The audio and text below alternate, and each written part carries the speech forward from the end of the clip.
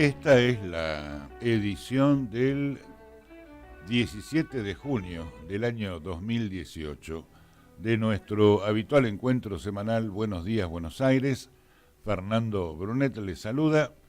Les recuerdo que mi objetivo cada semana es revisar los títulos más importantes de Argentina y luego las páginas internacionales. En esta tarea me acompañan nuestra corresponsal en Europa, desde Londres, Paola Ardaya. Hoy seguramente continuará con las dos reuniones cumbre, las del Grupo de los 7, el acuerdo en las economías orientales en Shanghái y seguramente las evoluciones de Kim Jong y el presidente norteamericano Donald Trump a propósito de la desnuclearización de las dos Coreas. Estos son tres títulos dominantes en la página internacional. También contaremos con la opinión de nuestro politólogo desde Estados Unidos, el veteranísimo Don Abel Reynoso, evolucionando sobre las cuestiones políticas en Argentina a propósito de esta poderosa crisis económica que finalmente se ha desatado.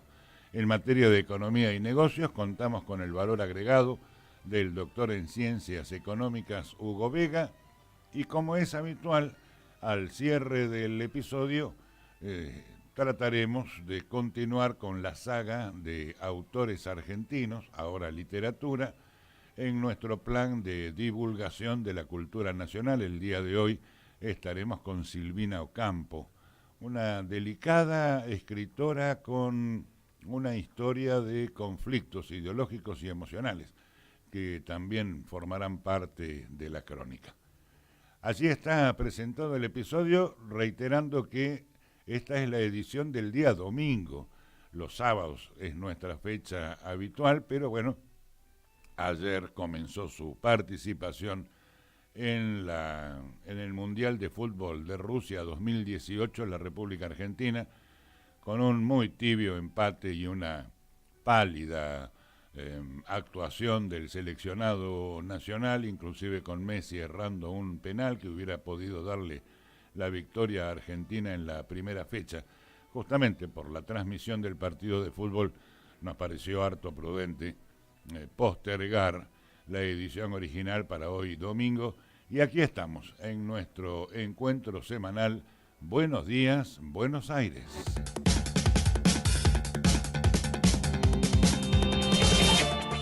Comenzaré por un recordatorio. Los amigos que nos siguen, no solamente en Argentina, sino en el mundo entero, a través de nuestra página web www.fmimpacto.com.ar, recordarán que tras el acuerdo con el Fondo Monetario Internacional, les decía yo a ustedes que había una segunda bicicleta financiera en juego, relacionada directamente con la cotización del dólar, y que si la moneda norteamericana que en ese momento cotizaba en la República Argentina, estoy hablando de la semana anterior, a unos 25 pesos la moneda de Estados Unidos, había en la escalada del dólar y atendiendo los anuncios que el que todavía era por entonces presidente del Banco Central, el doctor Sturzenegger, había anticipado que ya el Banco Central no participaría en la contención del valor de la moneda norteamericana ofreciendo dólares de las reservas del Banco Central, que a partir de ahora el manejo de este financiamiento o de estas políticas financieras monetaristas estarían a cargo del Tesoro de la Nación, es decir, el Banco Nación, y que, bueno, calculaba esta mesa de redacción que si en un par de meses, tal vez un par de meses largos, el dólar obtenía una cotización de los 28 pesos o por encima de los 28 pesos, bueno, se preparaba nuevamente un negocio financiero importante entre los grandes tenedores de dólares que verían en un lapso más o menos corto una ganancia en aproximadamente unos 3 pesos por cada dólar, es decir, un porcentaje harto interesante en la escala financiera internacional. Bueno, amigos, lo que imaginábamos que sucedería en un par de meses, sucedió en un par de días, en realidad. Solamente en el curso de la semana pasada, el dólar escapó a una cotización para la venta de 28 pesos con 85 centavos. Es decir que los que son grandes tenedores de dólares obtuvieron una ganancia financiera extraordinaria, monumental, en solamente 5 días hábiles de operaciones en el mercado financiero argentino. Dicho de otra manera, el dólar está imparable en nuestro país. El billete norteamericano, en lo que va del año ya registra un alza del 50%, burlándose heroicamente de todos los que venían haciendo el cálculo de si convenía o no convenía poner las reservas de cada usuario en dólares, porque el dólar estaba aumentando a un ritmo inferior al de la inflación y que en ese sentido era mejor los ahorros en pesos argentinos que a través de las letras del Banco Central estaban dando un interés extraordinario del 40% anual. Bueno, todos los argentinos que desoyeron ese mensaje y que mantuvieron sus ahorros en dólares, finalmente, nuevamente tenían en lo financiero, entiéndase, nuevamente tenían razón. En lo que va del año, el dólar aumentó un 50%. En lo que va del año, la inflación aumentó un 18%. Hablando de la inflación dura o del núcleo duro de la inflación. De manera que nuevamente la bicicleta financiera le ha ganado a la opinión pública. En este caso, y ahora ya hablando de las razones técnico-políticas de esta disparada del dólar, la suba se produjo debido a una demanda acelerada de divisa extranjera que no encuentra oferta privada. Esta es la cuestión. ¿Qué quiere decir que no encuentra oferta privada? Que ningún argentino quiere vender los dólares que tiene, quienes los tengan.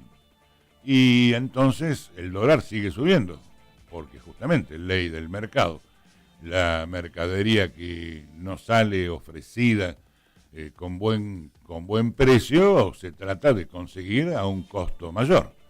Y este es el caso del dólar. No hay oferta privada en el país, no hay quienes quieran vender dólares. Los únicos oferentes de la moneda son entonces el Banco Nación, y tergiversando la promesa sagrada que había hecho Sturzenegger, no le duró la promesa ni 48 horas, el Banco Central también tuvo que salir a vender reservas para contener el precio del dólar. Aún así no lo consiguió, el dólar sigue presionando y ya se hablan de, todo tipo de valores presuntos para la próxima semana y para lo que resta del año. Pero no obstante, esta primera razón, que nadie quiere vender dólares y por eso el dólar sigue subiendo en su valor, además de la confusión que genera el accionar de la autoridad monetaria, no debería descartarse que un tipo de cambio más alto sea también, y atención con lo que diré, una decisión post-acuerdo con el Fondo Monetario Internacional, porque de lo contrario no se entiende la mentira flagrante del saliente Sturzenegger, porque le dieron salida en el Banco Central, ahora se lo comentaré con el resto de las noticias de la semana, pero no tendría sentido que Sturzenegger el jueves de la semana anterior anunciara que el Banco Central a partir de entonces no tendría intervención en la mecánica financiera, en la cotización del dólar, que de los 15.000 millones de dólares, primer tramo del acuerdo con el Fondo Monetario que llegaron la semana pasada, o que están ya devengados desde la semana pasada, 7.500 millones de ese dinero sí serían utilizados para contener el alza de la moneda extranjera. Quiero decir que nadie teóricamente, nadie miente de manera tan flagrante sabiendo que un par de días después su mentira será revelada. Hay que pensar que Sturzenegger en ese momento estaba diciendo la verdad.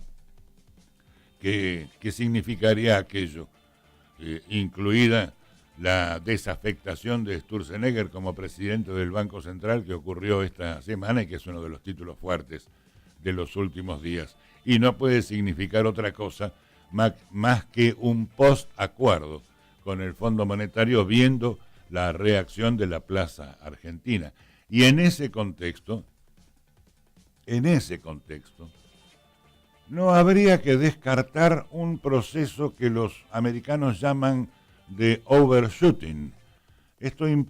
Overshooting implica que la divisa suba más de lo necesario para bajar posteriormente a un nuevo equilibrio, logrando que la demanda se frene sola, porque la promesa, esto sí, inevitable, de Argentina al Fondo Monetario es el libre mercado, que las finanzas del país se regularán por la oferta y la demanda de moneda. Y esta es una cuestión que no puede torcerse. Y entonces también pudiera ser que estuviera en la estrategia de los economistas de la Administración Nacional dejar que el dólar se dispare más allá de el impacto sociopolítico que esto tiene en la opinión pública argentina y que luego, simplemente porque la cotización ya está desmadrada más allá de los límites financieros, comience a bajar el valor de la divisa hasta acomodarse sola. Sí, usted dirá del otro lado, bueno, pero eso es lo más cercano al desgobierno. No, esto es lo más cercano al modelo Fondo Monetario Internacional. No hay grandes cambios en esta materia. La disparada del dólar yo diría que respondió a diversos factores. Por un lado, se produce debido al incierto contexto generado por el reciente acuerdo con el Fondo Monetario, por el crédito stand-by. Como les dije, en el curso de esta semana se conoció la letra chica del préstamo.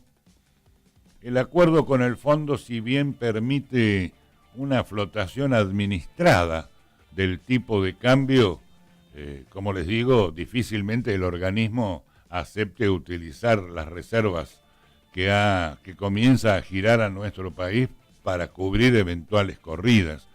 El dólar deberá flotar en contextos de turbulencia, esto es cierto, pero tiene que flotar para permitirle o para asegurar el repago de la deuda, incluso en los peores momentos. Piensen ustedes que con este dólar que se dispara, en principio, aunque parezca difícil de entender, el que sale beneficiado, financieramente hablando, es el Banco Central con su tremenda deuda por letras del Banco Central que había emitido en los últimos tiempos a esos intereses exuberantes justamente para atraer a que la inversión fuera en pesos y no en compra de dólares. ¿Y por qué lo digo? Y bueno, porque cuando la operatoria de las LEVAC ofrecía un 40% de interés, lo hacía con el dólar por debajo de los 20 pesos. Con el dólar ahora por encima de los 28 pesos, el Banco Central tiene un respaldo, aunque parezca increíble, en dólares, bueno, lo suficiente por la desvalorización de la moneda como para que aquellos intereses del 40% sean más fáciles de pagar, porque otra de las decisiones que se tomaron es cortar la bicicleta financiera de las LEVAC y comenzar a pagar lo que se debe, una cifra monstruosa por encima de los 500.000 millones de pesos, que bueno, se irá licuando y atenuando en la cancelación de estas letras con el aumento de la cotización de la divisa. Esta es una de las jugadas financieras. El acuerdo con el fondo, entonces, si bien permite una flotación administrada del tipo de cambio, como decía, difícilmente el fondo aceptare que esas reservas que ha enviado se utilicen para cubrir las eventuales corridas. El dólar tiene que flotar. Y por último, las reservas del Banco Central están en 49.070 millones de dólares. 49.000 millones de dólares. Recuerden que cuando se inició todo este proceso inflacionario disparado, no solamente del índice de precios al consumidor, sino en la cotización de la moneda extranjera, por entonces el Banco Central tenía 60.000 millones de dólares de reserva. Es decir, que en toda esta pirueta, en poco menos de un par de meses, hemos perdido 11.000 millones de dólares de las reservas de nuestro Banco Central. El mercado, según los economistas, aunque ya en Argentina nadie confía en nadie en esta materia, pero el mercado, según los economistas, calcula un dólar de unos 33 pesos con 50 centavos para fin de año. Bueno, si es tan confiable como en mi opinión de la semana pasada, que tardaría un par de meses el dólar en llegar a 28 pesos y lo hizo en un par de días, de la misma manera están leyendo los ahorristas argentinos estos cálculos, ¿no? Pero de todas maneras se habla de un dólar a futuro de 33 pesos con 50 centavos para fin de año. Así que pese a los recientes cambios en la cúpula directiva del Banco Central, que, como les dije, estaremos tratando cuando analicemos las noticias de esta semana, el mercado cambiario aún así no encontró calma, ni el jueves ni el viernes. Los inversores ven un dólar de 33,50 para fin de año. Pero la corrida cambiaria y la crisis financiera y la enorme protesta social que esto genera inmediatamente no fue el único episodio saliente de esta semana. El otro episodio, tal vez tanto o más intenso en la repercusión pública que la corrida monetaria, que la corrida del dólar, que la corrida cambiaria, por expresarme correctamente, fue el tema de la despenalización del aborto.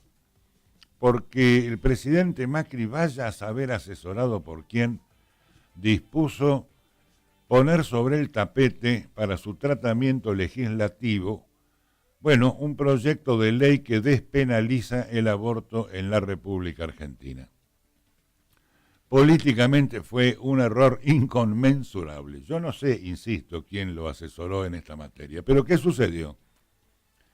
Sucedió que ante la propuesta, además absolutamente transversal, porque el presidente pidió que se le diera absoluta libertad de conciencia a todos los legisladores, es decir, que los presidentes de cada bancada en la Cámara Baja, en la Cámara de Diputados, no impusieran el voto por bancada a los legisladores, sino que cada cual votara según su conciencia.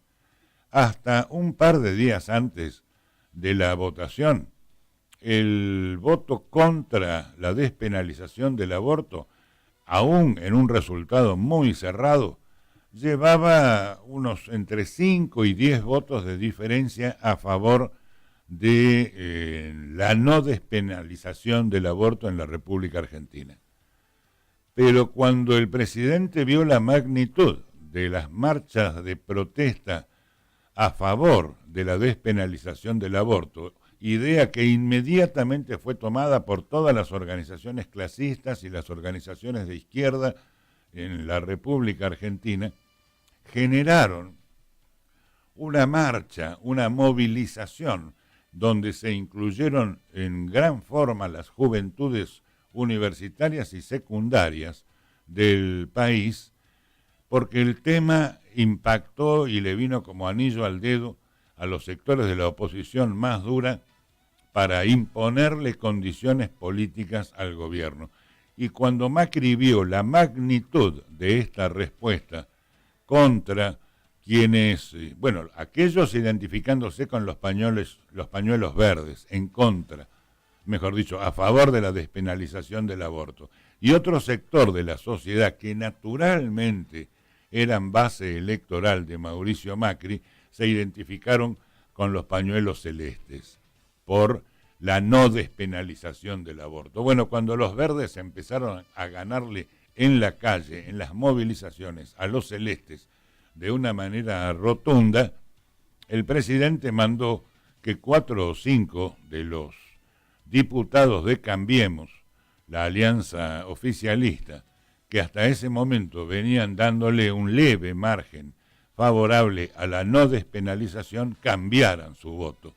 Y de esta manera, por 4 votos de diferencia y una abstención, finalmente la media sanción en la Cámara de Diputados se logró por la despenalización del aborto. Caso contrario, si hubieran ganado los pañuelos celestes, ahora no solamente tendría un estado de enorme protesta social por la cuestión económica, tremendo proceso inflacionario que estamos sufriendo, sino también la presión de todas las marchas de los pañuelos verdes que crecieron de una manera extraordinaria en una semana. En fin, un error político espectacular del presidente que lo ha dejado prácticamente solo, porque todos los que enarbolaron el pañuelo celeste ahora están enojadísimos con Macri por haber puesto sobre el tapete el debate en este momento. En realidad, siendo que es sí un tema urgente, caliente, delicadísimo, el aborto en la República Argentina, como en todos los países del mundo, por otra parte, no era un tema de primera línea en el debate político, fue impuesto por el propio presidente, por eso digo, ¿quién lo habrá asesorado? Porque ahora el presidente se quedó sin el apoyo de una clase media católica neoconservadora, que, se aferra a sus ideologías religiosas, y se quedó sin el apoyo de la Iglesia, que la tenía verdaderamente débil, pero que ahora ha terminado de desmoronarse, y el famoso círculo rojo, ese círculo financiero y empresario, que supuestamente sería el apoyo básico de Mauricio Macri en las elecciones 2015-2017, tiene profundos lazos con la Iglesia Católica y con el Papa argentino, ni más ni menos, así que es toda una línea de apoyo electoral que el presidente ha perdido en los últimos días, y a esto súmele que hay todo otro sector de clase que finalmente dice, teníamos razón, este hombre nos conducía hacia el desastre conservador, y ahora los pobres están en una condición severamente más delicada que la que había dejado, pese al desajuste fiscal, el gobierno anterior. Conclusión: la perspectiva electoral para una presunta reelección en el año 2019, al día de hoy, cuando menos, entiéndase, nadie está haciendo futurología, es extraordinariamente menor que lo que era hace solamente 3 o 4 meses atrás, luego del cimbronazo de diciembre pasado. Pero apareció el Papa en la escena de este debate, y apareció con un discurso, con una homilía severísima contra la administración de Mauricio Macri. Dijo el Papa: el siglo pasado todo el mundo se escandalizó por lo que hicieron los nazis para tratar la pureza de la raza. Hoy hacemos lo mismo, pero con guantes blancos, dijo el Papa, obviamente en directa alusión a la interrupción de los embarazos, la media sanción de la ley que acaba de lograr en la Cámara Baja.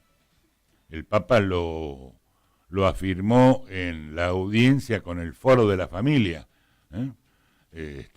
y eso que el Papa estaba hablando del aborto, o en esa reunión se discutía el tema sobre el aborto de niños enfermos. El Papa extendió ese debate. Dijo puntualmente: está de moda, es habitual, cuando alguna embarazada ve que tal vez el niño no está bien o viene con algo, la primera oferta es: lo sacamos. Bueno, dijo el Papa, hoy es doloroso decirlo, estamos hablando de familias diversificadas, de diferentes tipos de familias. Sí, es cierto que la palabra familia es análogo, y hay familias de las estrellas, familias de árboles, familias de animales, pero la familia, imagen de Dios, hombre y mujer, es una sola, dijo el Papa. Los comentarios de Francisco, llegan justamente en una semana en que la Cámara de Diputados dio esta media sanción al proyecto de ley para despenalizar el aborto, una norma que ahora irá a discusión en la Cámara Alta, al Senado, de la República Argentina. La Iglesia lamentó la aprobación parcial de la ley y habló de una noche oscura para la República Argentina y de una decisión legislativa que causa y que causará mucho dolor.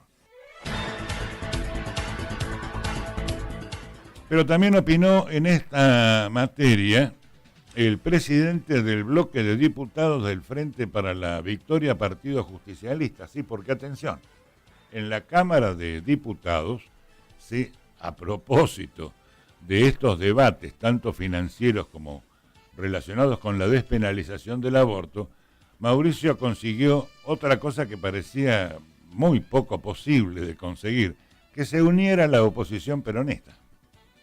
Los diputados del peronismo federal, ese peronismo no cristinista, finalmente terminó reuniéndose con el Frente para la Victoria, el peronismo cristinista, e hicieron o armaron un bloque legislativo fuerte que ya va preanunciando que si Cristina se mantiene tranquila y si no intenta liderar forzadamente esta reunificación, sino que permite que se haga a través de figuras secundarias, es posible, lo que parecía imposible.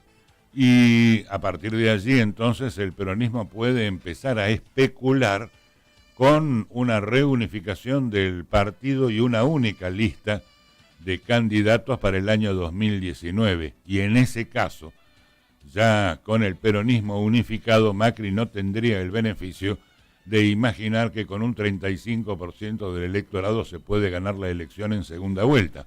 Ahora, si esto ocurriera, tendría que enfrentar a un 60% del electorado que teóricamente iría detrás del voto peronista unificado. En fin, han sido 15 días terribles para el presidente de la Nación. La voltereta que ha pegado la política argentina es fuertísima y seguramente tiene perplejos a más de uno de los analistas asesores del presidente de la Nación.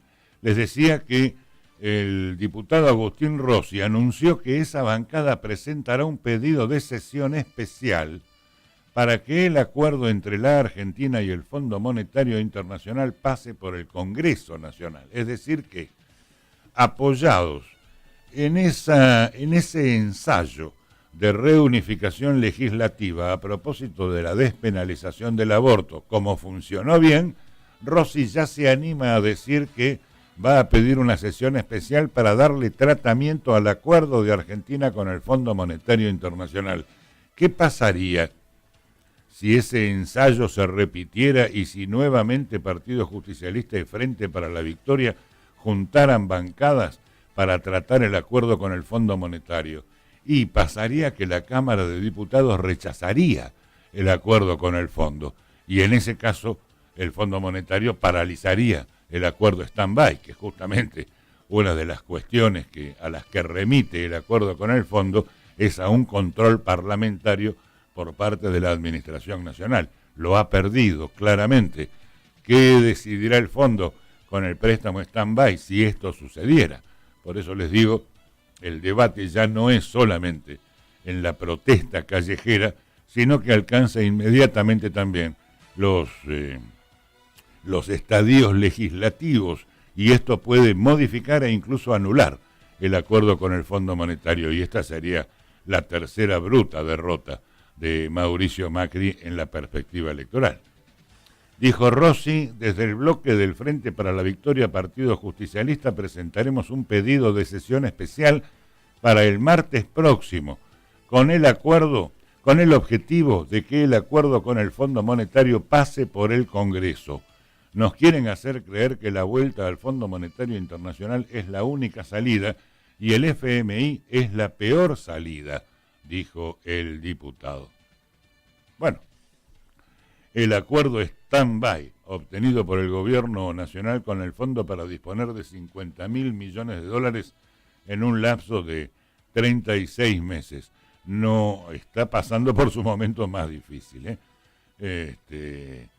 al analizar el rumbo del gobierno, el legislador peronista consideró que todo lo que ha hecho el presidente Macri está mal y agregó que el jefe de Estado no acierta una.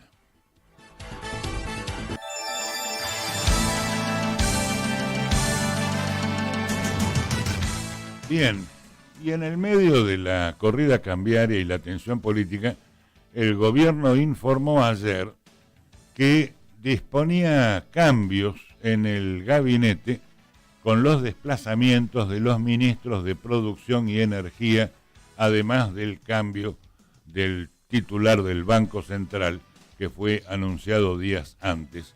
El que era ministro de Finanzas, Caputo, ahora ha sido nombrado presidente del Banco Central de la República Argentina. Teóricamente, un cargo con autonomía, que no depende del gobierno nacional, sino que es independiente en sus decisiones. Bueno, justamente, el nombramiento de un ministro de gabinete al frente del Banco Central reduce a su mínima expresión esa lectura y está, bueno, definitivamente perdiendo la supuesta independencia el Banco Central, porque aparece ahora un funcionario que era del riñón directo de Mauricio Macri al frente del Banco Central, con la salida bastante desprolija, por cierto, del expresidente Sturzenegger. Y a esto se le suman cambios en el gabinete. Ya veremos dentro de unos minutos que Abel Reynoso desde Londres lo estaba pronosticando este movimiento ya desde el 13 de junio pasado, pero dejaremos que él lo explique en su propio lenguaje. Quiero decir con esto que hay cambios que se prevén, no solamente los que ahora anunciaré, en el gabinete de ministros, tal vez como una forma, y este podría ser el acuerdo que obtuvo Macri con la diputada Carrió, la diputada más enérgica, pero también más impredecible del acuerdo Cambiemos, que está formado por el PRO, los conservadores liberales, por la Unión Cívica Radical y por Conciliación, que es justamente la línea de Lilita Carrió. Bueno, veremos. Ha obtenido una especie de acuerdo necesario con Carrió, la figura más saliente de la bancada, pero bueno, con muchos límites. Carrió hizo un escándalo en la Cámara Baja a la hora de la votación, cuando advirtió que votos que eran de legisladores del PRO y que estaban asegurados por la votación en contra de la despenalización se daban vuelta. Así que tenemos allí una continuidad de Cambiemos que está, entre gasas, entre pañales, ¿no? Pero les decía que en medio de la corrida cambiaria y la tensión política, el gobierno informó que había nuevos cambios en el gabinete. Los ministros de Producción y Energía, Francisco Cabrera y Juan José Aranguren, tenían que salir de escena. Según la presidencia, el contador Dante Sica asume ahora como ministro de Producción y Javier Iguacel como ministro de Energía. La posición de Aranguren al frente del Ministerio de Energía ya se la veía muy débil, porque justamente la quita de subsidios, con la mayor firmeza posible que ejerció la Administración Nacional durante lo que va de este año, ya había puesto al ministro de Energía en una posición muy difícil y fue el primero en caer en estos enroques, ¿no? Y la Secretaría de Minería pasará también a depender ahora del Ministerio de Producción. Y en ese marco el gobierno indicó que Cabrera será designado como presidente del Banco de Inversión y Comercio Exterior y asesor del presidente Mauricio Macri. La decisión se conoció al final de una semana en la que el presidente dispuso que la cartera de finanzas sea absorbida por Hacienda, así que ahora ya tendremos unificados los ministerios de Hacienda y de Finanzas, que quedan a cargo de Nicolás Dujovne, y además designó como presidente del Banco Central a Luis Caputo, en lugar de Federico Sturzenegger. Así que en este sentido, los primeros cambios anunciados en el gabinete suponen, a priori, un fortalecimiento de la posición del ministro Duhovne como cabeza del equipo económico de la administración macrista. Claro, en momentos en los que la Argentina ha sellado este acuerdo stand-by con el Fondo Monetario por $50.000 millones en un lapso de 3 años. Bien, vamos a compartir el mensaje que nos deja desde Estados Unidos Abel Reynoso.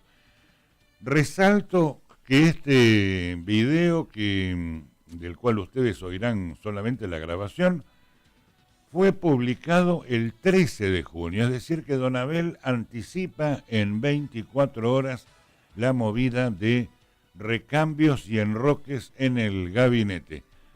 Lo hace con su lenguaje tan particular, tan llano, y para muchos tan ameno, pero marca cuál es la situación actual que genera tanta incertidumbre en los argentinos. Por un lado, el gobierno conservador liberal finalmente no solamente que fracasó en su estrategia gradualista, sino que ahora muestra la garra. Pero del otro lado, no parece haber plan B. No parece que las fuerzas de oposición tengan una alternativa para ofrecerle al electorado argentino que no sean, bueno, estas alianzas y jugarretas legislativas para debilitar el gobierno de Mauricio Macri, pero no para ofrecerle una alternativa concreta que tranquilice a la población argentina con vistas a las elecciones el año próximo. Lo comparto con ustedes la opinión de don Abel Reynoso desde Estados Unidos. Esta semana es una semana que va a producir una cantidad de golpes que el gobierno no sé si está en capacidad de soportarlos, y lo importante no es si lo soporta, sino cómo continúa, porque a una protesta de la dimensión que se presenta, sobre todo en los factores de importante, que es el transporte de camiones, que todo, como decíamos ayer, todo está sobre ruedas, la economía prácticamente, los funcionarios están obligados a continuar con su libreto, no es que van a cambiar el libreto. Y entonces la emergencia lo va a obligar al presidente a cambiar figuritas, o sea, a enrocar como el ajedrez. Va a sacar un ministro de un lado y lo va a poner a otro, o va a buscar gente en el Congreso para ponerla de ministro. Eso es seguro. Va a querer dar un panorama distinto para distraer a la tribuna. Pero eso nosotros ya lo prevemos antes de que suceda. No va a cambiar nada el panorama. Y entonces el dólar va a seguir. Ayer sacaron 700 millones a la calle para parar la hemorragia, y no asegura nada eso. O sea, estamos en una emergencia generalizada y hasta ahora ha sido monitoreada y aparentemente venía controlándose. No sé a partir de mañana o pasado qué va a pasar. Y entonces nos proyectamos adelante. Y no, es una incertidumbre absoluta, no hay posibilidad de pergeñar nada sobre, qué sé yo, 15 días adelante. Y eso preanuncia catástrofe, no es que preanuncia posibilidades de calma y de control en ningún momento. Y entonces ahí está uno, que son la gente, el pueblo, la gente de a pie, a ver si oye alguna voz, ¿no? A ver si oye alguna voz que lo oriente, porque la desesperación de la gente que no le alcanza y que los tarifazos siguen y que ahora te van a financiar las cuotas de pagar los servicios públicos. Imagínate qué contrasentido de la realidad. ¿Y eso a qué conduce? Hay que preguntarse sanamente, ¿a qué conduce? ¿Cuánto de vida le prolonga una administración pública en este estado de emergencia con el pueblo prácticamente en asamblea?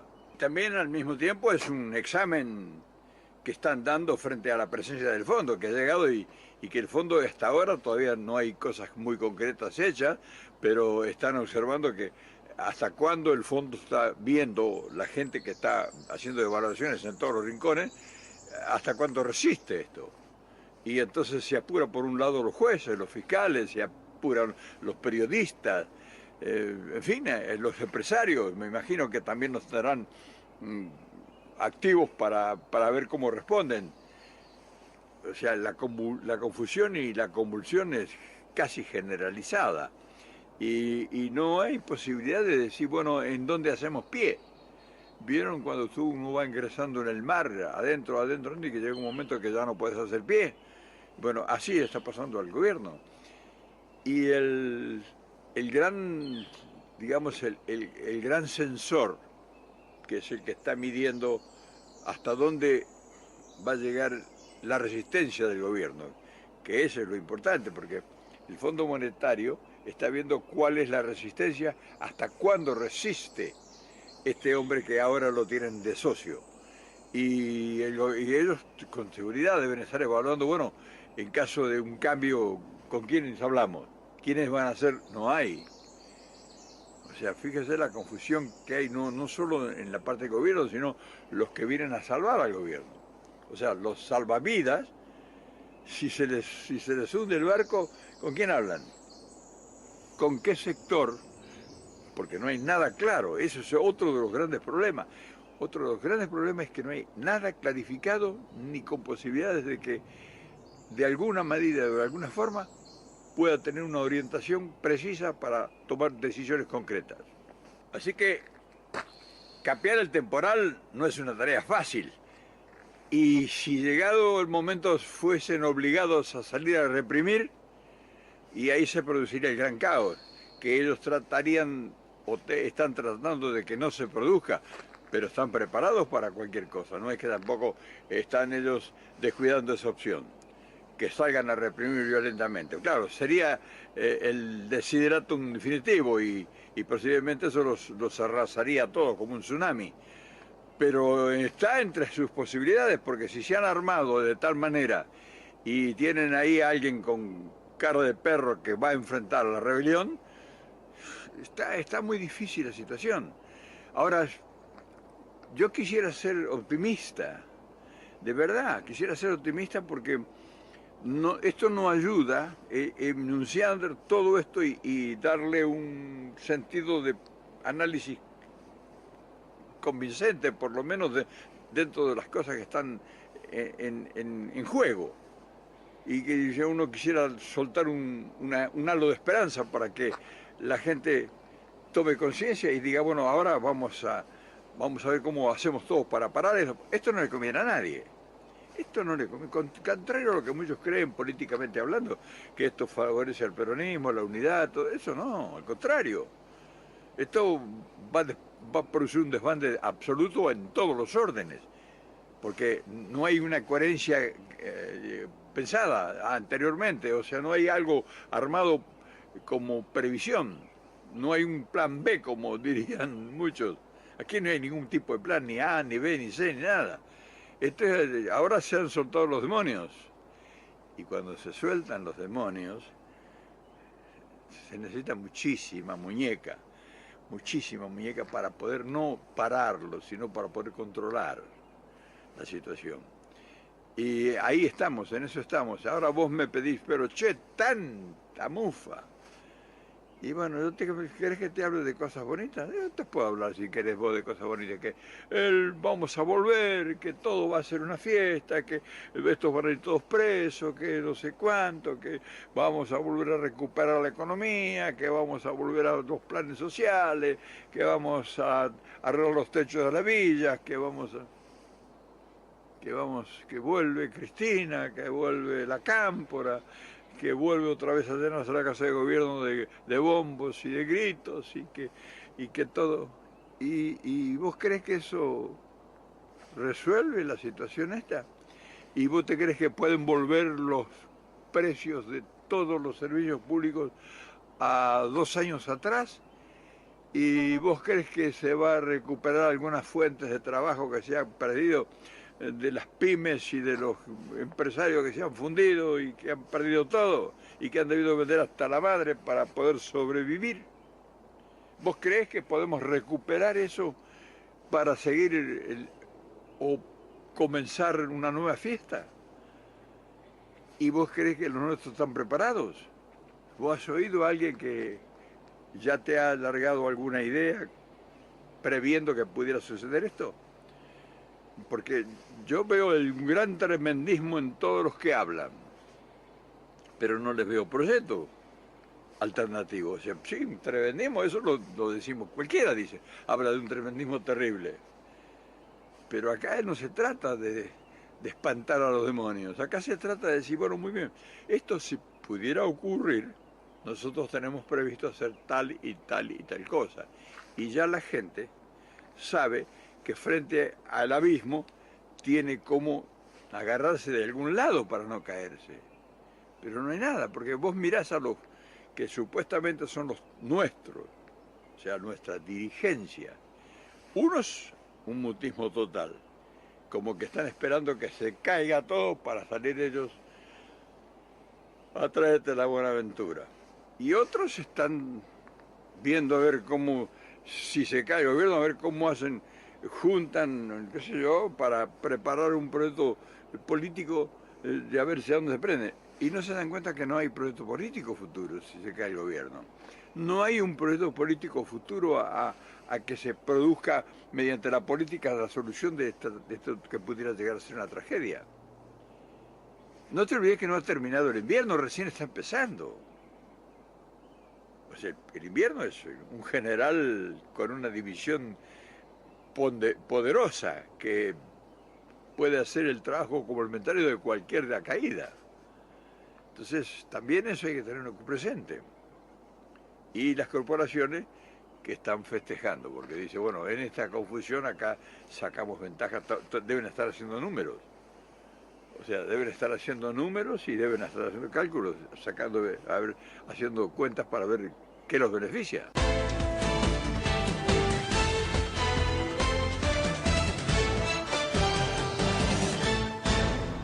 Bien, allí está la lectura de don Abel Reynoso.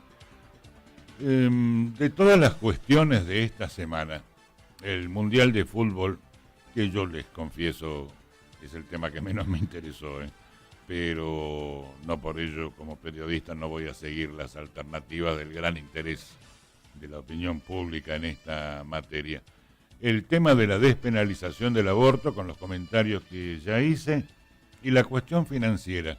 En esta última quiero destacar un detalle que es necesario difundir para que no se llame a una mala interpretación quienes nos estén oyendo, que es el juego de los poderes.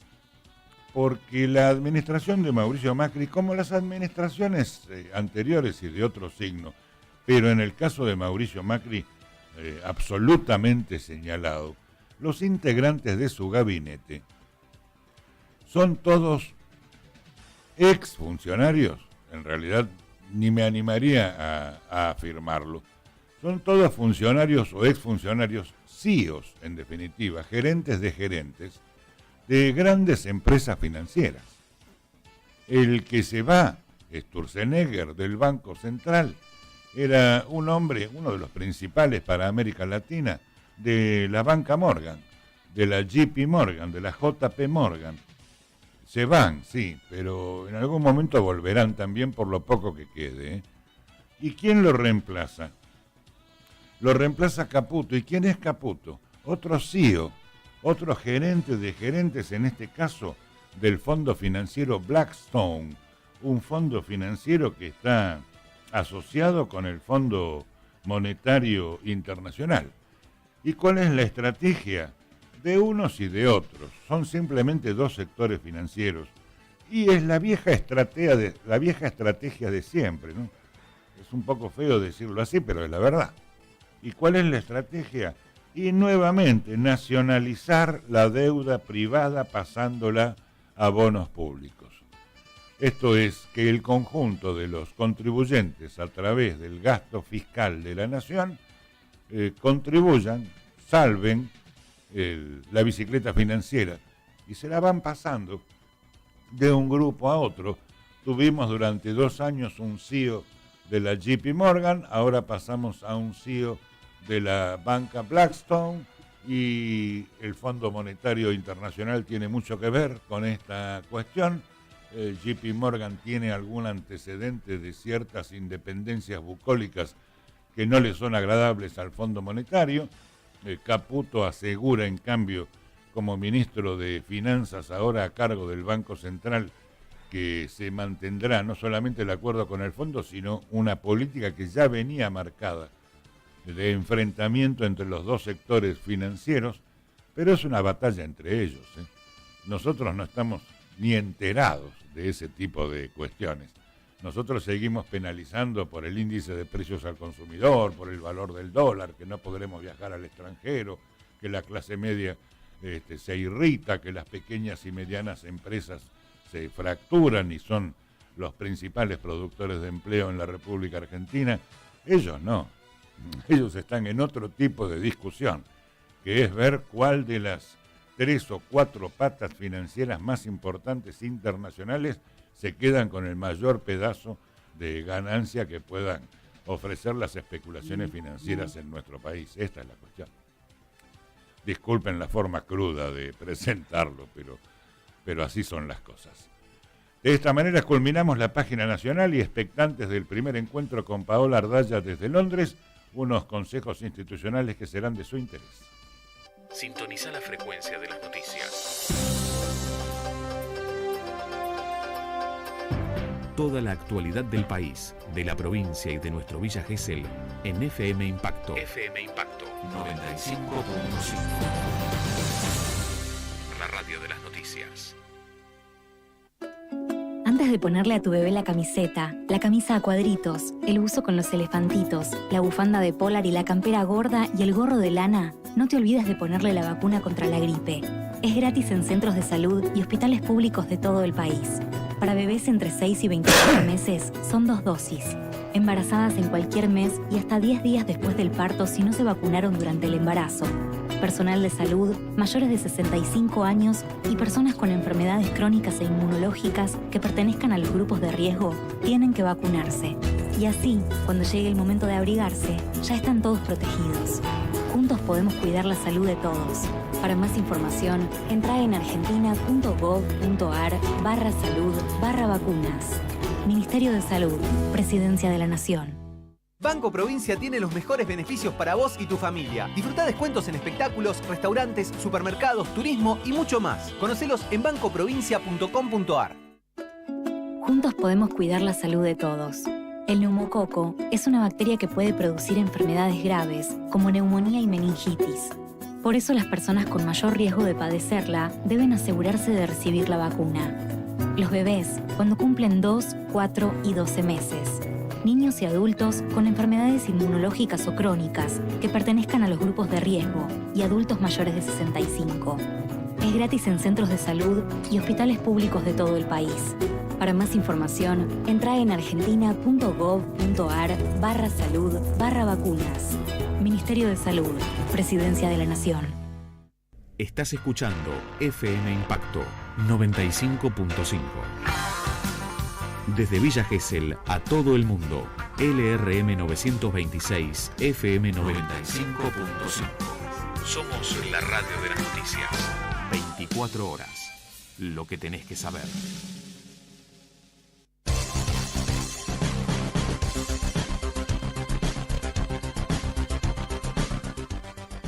Bien, gracias. Abrimos, como prometimos, la página internacional. Hay varias cuestiones de interés en esta sección durante la semana transcurrida. En principio se conoció el documento final del encuentro de Shanghái, que ya nos comentara Paola Ardaya la semana anterior. Este ensayo entre China, Rusia y varios pequeños países, sobre todo los de la zona de Crimea, y también el encuentro entre Donald Trump y el presidente norcoreano en Singapur, o Singapur, como decimos en español los argentinos. Allí también hay una declaración firmada por ambos líderes. Aparentemente las dos cuestiones pueden tener vínculos en común en las estrategias de los cuatro poderosos en este momento: Estados Unidos, China, la Comunidad Europea y Rusia, y pondría también de una manera expectante a India dentro, más allá de los problemas en Medio Oriente, dentro de esa perspectiva. Para el análisis, nuestra corresponsal en Europa, Paola Ardaya desde Londres. Paola, un abrazo grande desde Argentina. Hola, ¿cómo están? Buenos días. Bien, estamos muy bien, querida, y se te oye muy bien a ti. Allí está presentado. Feliz Día del Padre, feliz Día del Padre, perdón. Bueno, muchas gracias por ello también, y para todos los tuyos, y para nuestro querido Freddy, vaya un abrazo en especial también. Ok, bueno, le pasaré el mensaje. Bueno, sí, bueno, mencionaste ahí 4 grupos. Yo te diría Europa. ¿Qué Europa? ¿Europa? Bueno, sí, en realidad empezamos con lo de Kim Jong-un, el encuentro en Singapur, de Kim Jong-un de Trump. Yo cometí aprendí algo con este encuentro, de mi vida periodística, que es mejor, en lugar de apresurarse a sacar conclusiones simplemente para sacar una noticia más rápido, es mejor analizar cuando uno tiene toda la información, aunque demore un día o 2 más. Y lo digo esto porque la primera lectura que tuve yo del encuentro, que fue inmediatamente después de lo que vimos todos por televisión, algunas horas después, cuando recién se informó que se trataba de una declaración conjunta y no un tratado vinculante. Esto que significa que no hay obligación en la declaración que fue firmada, no es un tratado vinculante. Entonces enseguida me pareció que, comparándolo con lo que querían, con lo que venía bajo su brazo, lo que tenía bajo su brazo Estados Unidos, o por lo menos la intención de una desnuclearización irreversible de Corea del Norte, o lo que tenían pensado Bolton y Pompeo, lo que obtuvimos fue algo bastante diferente. Pero sin embargo, después de hacer una lectura más profunda, una vez ya que la declaración salió a la luz en varios sitios, en el punto 3, en el ítem 3 de la declaración, reafirma la declaración que fue firmada en abril por Corea del Norte y por Corea del Sur, lo que se conoce como el Tratado de Panmunjom. Y este punto 3 establece que el compromiso de una desnuclearización de toda la península coreana. Esto implica no solo Corea del Norte, sino también el desarme y el compromiso que ha acotado Trump al firmar esta declaración y al reconocer dentro del ítem 3 el Tratado de Panmunjom, que es el desarme y la separación y la retirada de las fuerzas norteamericanas de la península de Corea, de la parte de la península de Corea del Sur. Y este es un punto fundamental, porque desde el principio de las conversaciones, mucho antes de llegar al encuentro en Singapur, del comienzo de las conversaciones entre Corea del Sur y Corea del Norte, la estrategia de Corea del Norte viene insistiendo en una estrategia de acción por acción. Esto es, que es un desarmamento conjunto, y que en lugar de esperar a una desnuclearización total de Corea del Norte primero para después levantar lo que serían las sanciones y todo lo demás, Corea del Norte viene empujando por acción, lo que se conoce en inglés como tit for tat, o diente por diente. O sea, yo hago una parte de la acción, por ejemplo, destruyo los lugares en donde se lanzaban los misiles intercontinentales, y ustedes remueven otra parte de sus tropas o de sus activos que tienen en Corea del Sur, en fin. Algo que, como digo, Corea del Norte venía buscando desde hace tiempo, y que al firmar la declaración y al aceptar el tratado de Panmunjom, lo está aceptando Donald Trump, ¿no? Por otro lado, enseguida después que salió el resultado de la declaración conjunta, que firmaron la declaración conjunta, en China inmediatamente salió, unos 3 días después, a pedir por que se empiecen a levantar las sanciones económicas contra Corea del Norte. El portavoz del Ministerio de Asuntos Exteriores, Geng Shuang, dijo que China acoge y apoya las conversaciones entre Estados Unidos y Corea del Norte, y que ahora el Consejo de Seguridad de la ONU debería llamar a suspender o levantar las sanciones contra Corea del Norte. Tenemos que tomar en cuenta que el 90% del comercio exterior de Corea del Norte lo hace con China, justamente. Entonces es importante, muy importante para China, obviamente, y también para Corea del Norte. Pero como digo, si uno empieza a leer cuidadosamente el tratado, más allá de que no haya sido un tratado vinculante, el reconocimiento del punto 3, el reconocimiento del tratado de Panmunjom por Donald Trump, hace sí que ya empecemos a entonces poner en contexto que esto, más que el comienzo de una charla fructífera encaminándose a la desnuclearización, es más una especie de broche de oro de muchas otras charlas y muchos otros tratados y una guianza muy clara ya desde China y Rusia a Corea del Norte, ¿no? O sea que esto no es una cosa separada por el resto. Y el hecho de que Estados Unidos se haya visto en una situación que parece un poco apretada, es decir, con lo que ellos querían lograr y con lo que lograron, y que tan abiertamente Trump lo haya aceptado, nos tiene que hacer pensar un poco en que de pronto Estados Unidos no tiene tal capacidad de acción y decisión como lo tenía antiguamente, ¿no? Justamente quería preguntarte sobre esta materia. La pregunta final es si es confiable este acuerdo por parte de ambos, pero en particular por parte de Estados Unidos. ¿Y por qué lo pregunto? Bueno, porque significaría en todo aquel despliegue de Donald Trump con calificativos tan agudos contra Kim Jong-un y Corea del Norte en general y sus políticas de misiles de largo alcance, o bien una marcha atrás notable por parte de Donald Trump, o bien una estrategia donde aquellos eran juegos de artificios para de alguna manera forzar este acuerdo que luce muy venturoso, por lo menos en la redacción. ¿Tu opinión? mi opinión es que, bueno, como él siempre va, como siempre dice, yo soy un gran negociador, de acuerdo a lo que dice él.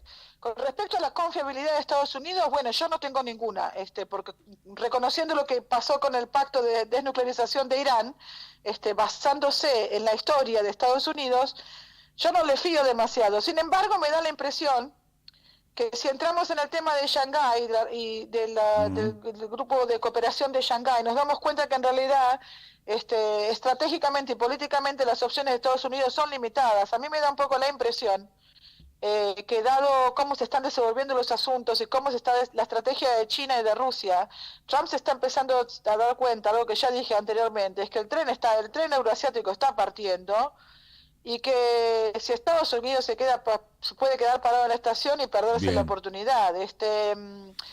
En realidad, la declaración conjunta que se firmó en Shanghái, por otro lado, marcadamente condice con la estrategia que se desplazó ahora por parte de Corea del Norte, ¿no?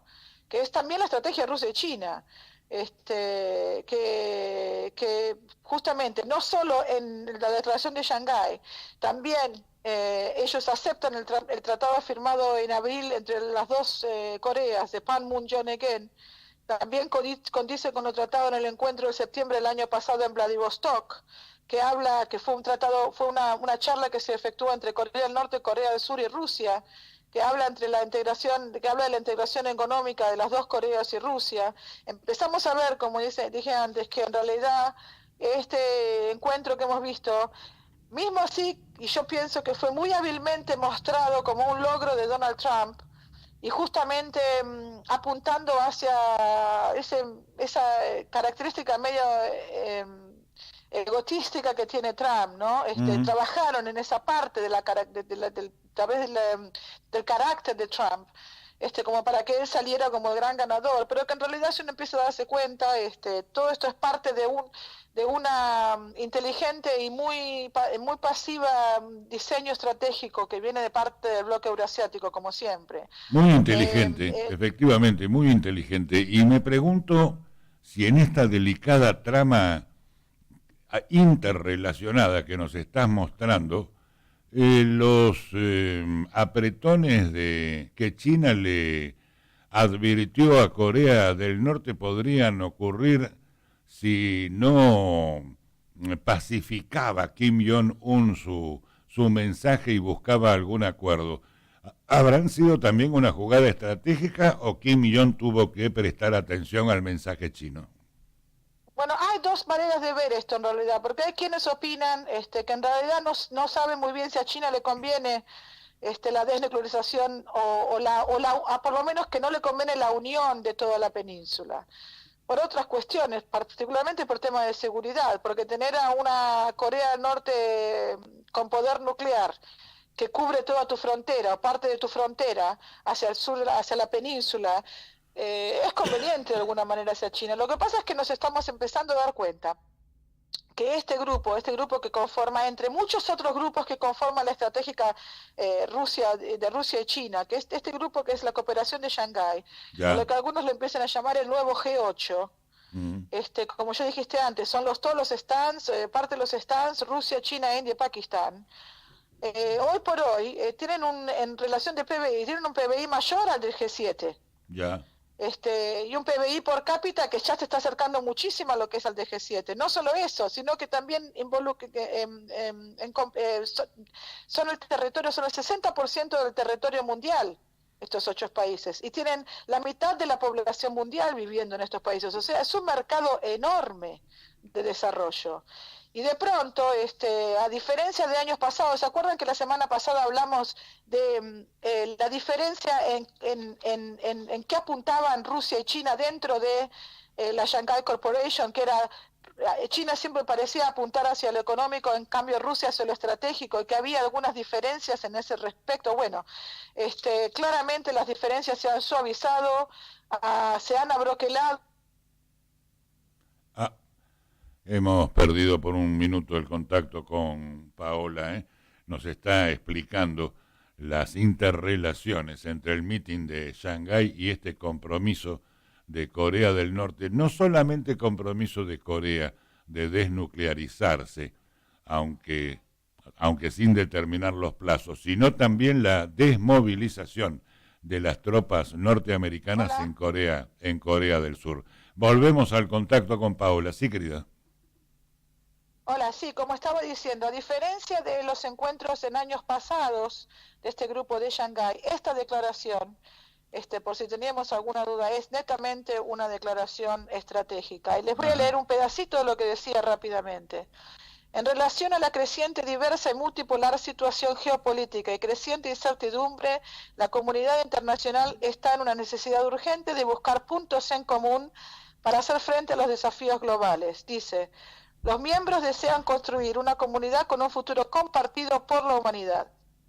Algunos países o bloques, continúan, desarrollan unilateralmente sistemas antimisiles que afectan en forma ilimitada la seguridad global, y subrayan que garantizar la seguridad propia no debería poner en riesgo a otros países. Y está prohibido, de acuerdo a lo que dice la Carta de la ONU, interferir en los asuntos internos de otros países. O sea, además de adherir al pacto de Irán, además de adherir dentro de esta declaración al proyecto de Astana, ¿se acuerdan que era de Turquía, Irán y Rusia por la paz de Siria? O sea, es un documento netamente político y estratégico. ¿Y por qué es eso? Porque a diferencia de la manera de operar de algunos actores en el mundo occidental, una cosa que ha caracterizado la estrategia de China y Rusia y del bloque eurasiático es antes de pronunciarse, ser muy pacientes. Nunca parecen estar en apuro en pronunciarse, ni siquiera imaginarse amenazar a otros países, muy por el contrario, pero una vez que acumulan las fuerzas necesarias, que acercan a los aliados que desean y que pasan a esos enemigos, de ser enemigos a ser países neutrales, recién ahí sí se expresan, y cuando lo hacen son contundentes, ¿no? Bien. Como ha sido en este tratado. Por eso digo que no solo se condicen esta declaración conjunta firmada por Corea del Norte y Estados Unidos, también se condice con el con el Tratado de Shanghái, también se dice con el tratado firmado en septiembre pasado en Vladivostok. O sea, hay muchos actores atrás del telón que en realidad son mucho más importantes de los que se le da cabida, ¿no? Entendimos. Ahora esto lo vemos con la... Entendimos perfectamente. Con la declaración de las tarifas de China hacia Estados Unidos, que ha sido letal realmente, ¿no? Entendimos perfectamente el panorama que nos estás planteando y te lo agradecemos. Quiero, por favor, en un minuto, yo sé que es un tiempo brevísimo, pero que tengas para nosotros alguna mención con respecto al desarrollo del Brexit a medida que se van finalizando los términos para el desapego de Gran Bretaña de la Comunidad Europea, y pareciera que la Premier May ha logrado algún empujón en ese sentido. Contanos lo que sepas de los últimos títulos en Londres. En realidad lo que ella está empujando, lo que ella dice en realidad tiene alguna razón, es que ella no puede ir, como había sido sugerido por la oposición tal vez, ella no puede ir a sentarse a una negociación teniendo que pedir la opinión del Parlamento por cada punto que se trata, en la medida en la que se trata. En eso es razonable lo que dice. Ahora el Parlamento y the House of Lords también le están diciendo que si hay un proyecto final y se decide una salida abrupta, porque no se llegó a un consenso con Europa, que la decisión de esta salida abrupta sí tiene que pasar por el Parlamento. Okay. Así que estamos en eso. Es evidente que nos están dando cuenta en el gobierno la dificultad de llegar a un consenso con respecto al Brexit, porque no parece ser posible, dejando la comunidad económica, la parte económica, parece casi imposible despegar eso por otras cosas como son el tratado de tráfico libre de personas. O sea, hay un montón de inconvenientes y no parece que estemos llegando a una solución, por lo menos sin que no sea la dictada por Europa, ¿no? Bien. Bueno, con eso me quedo. Como siempre, nos ilustra tu comentario desde Londres. Te dejamos un abrazo grande y, bueno, nuestro cariñoso saludo para todos los tuyos. Bueno, muchas gracias. Un beso a todos. Bye. Bien, muy bien. Allí está el informe de Paola desde Londres. Pareciera que afortunadamente en el interjuego entre China, Rusia y Estados Unidos hay dos cuestiones a resaltar. La primera, tendremos que abstenernos todos los comentaristas internacionales del planeta de seguir juzgando al presidente Donald Trump como una especie de payaso con el pelo pintado de naranja. Pareciera que estamos ante un estratega con formatos que no son los habituales, pero un estratega. Y lo mismo digo de Kim Jong-un, que lo veíamos y no dejaremos de verlo como una especie de tirano monárquico, dinástico, pero con un país además agobiado por renglones de pobreza, pero con una capacidad estratégica para la cuestión internacional, los acuerdos con Corea del Sur, recibir las presiones de China y soportarlas, tener la mirada vigilante de Rusia, que tiene apenas 18 kilómetros de frontera con Corea del Norte, y saber jugar esos términos hasta llegar a su objetivo final. ¿Quieren la desnuclearización de Corea? Estoy dispuesto a hacerlo, a condición de que todas las jugarretas militares de Estados Unidos terminen en Corea del Sur y que los 40.000 marines norteamericanos que están estacionados en ese país se retiren. Y Trump diciendo amén a todo esto. Estamos ante un concierto de líderes internacionales que parece que están jugando con cartas que no estamos habituados a analizar, Quiero dejar este comentario bien señalado porque mucho nos hemos burlado los latinoamericanos del formato del nuevo presidente estadounidense, pero parece que está dispuesto a darnos más de una sorpresa nacionalista en esa materia. Por alguna razón obtuvo también los votos que obtuvo de los estados más conservadores de Estados Unidos en la elección de los delegados que lo transformaron en presidente de la nación. Último título del ámbito internacional, Colombia, por supuesto. Más de 36 millones de ciudadanos colombianos se preparan para elegir al próximo presidente en un balotaje este domingo, marcado por una polarización extrema entre el joven senador Iván Duque, que es el delfín del exmandatario Álvaro Uribe, y el embanderado de la izquierda, el exalcalde de Bogotá, Gustavo Petro. La votación ya comenzó. Esto fue cuando se iniciaba nuestro programa, a las 8 horas de Colombia, a las 10 horas de Argentina. Se está votando en medio de un clima de tranquilidad total, aparentemente, y está programado que los centros de votación estén abiertos hasta las 16 horas en Colombia, 18 horas en la Argentina. El director de la Policía Nacional, el general Jorge Hernando Nieto, informó, esto fue ayer, que cerca de 90.000 oficiales se encargan de la seguridad en la segunda vuelta de las elecciones presidenciales de Colombia y pronosticó una total tranquilidad en el país. Y además, a principios de esta semana, la guerrilla del Ejército de Liberación Nacional anunció un nuevo cese del fuego de 5 días para garantizar la normalidad de las elecciones. De manera tal que pareciera que Colombia, por una u otra vía, por derechas o por izquierdas, veremos cómo es el resultado electoral, se encamina hacia una pacificación y posiblemente a un acuerdo definitivo con el Ejército de Liberación Nacional. Bien, amigos, allí están los principales títulos del ámbito internacional. Nuevamente, unos consejos institucionales que serán de su interés, y cuando volvamos, atacamos la página económica y nos preparamos para nuestro habitual capítulo de divulgación de la cultura nacional. Estás escuchando FM Impacto 95.5.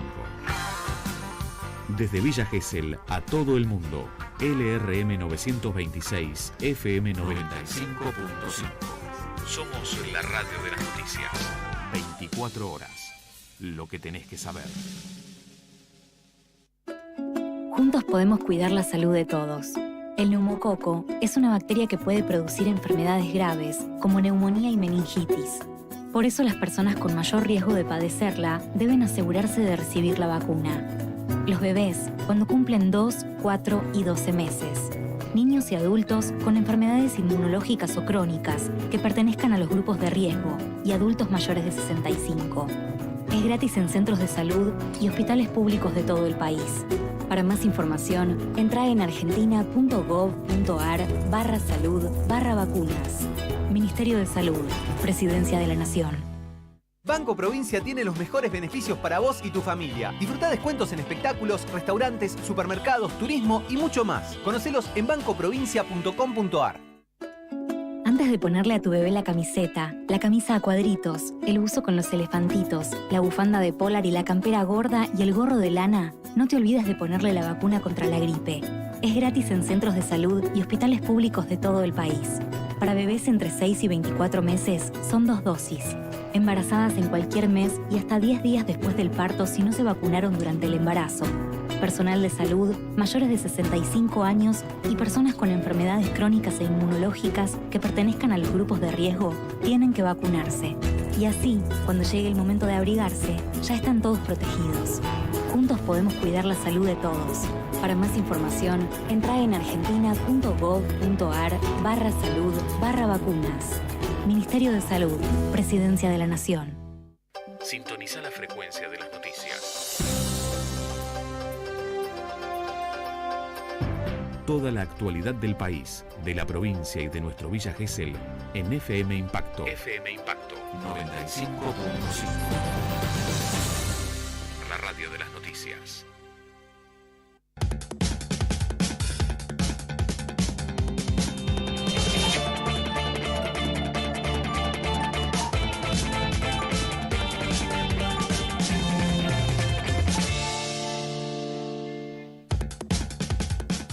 Bien, gracias. Hoy no tenemos día domingo, por otra parte, ¿no? Con este cambio no tenemos la posibilidad de tomar contacto por línea telefónica con el doctor Vega para la página económica. Posiblemente en esta edición no lo sentiremos tanto porque, bueno, casi todo el titulario para la página nacional ha sido en buena parte sobre el desarrollo de la economía, así que simplemente me limitaré en esta página a la lectura de los índices más salientes. Primero, las cotizaciones de la moneda extranjera en nuestro país.